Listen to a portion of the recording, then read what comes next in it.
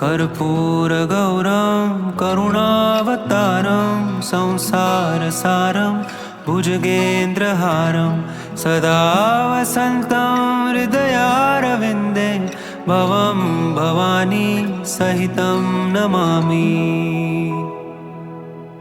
कर्पूरगौरं करुणावतारं संसारसारं भुजगेन्द्रहारं सदा वसन्तं हृदयारविन्दे भवं भवानी सहितं नमामि।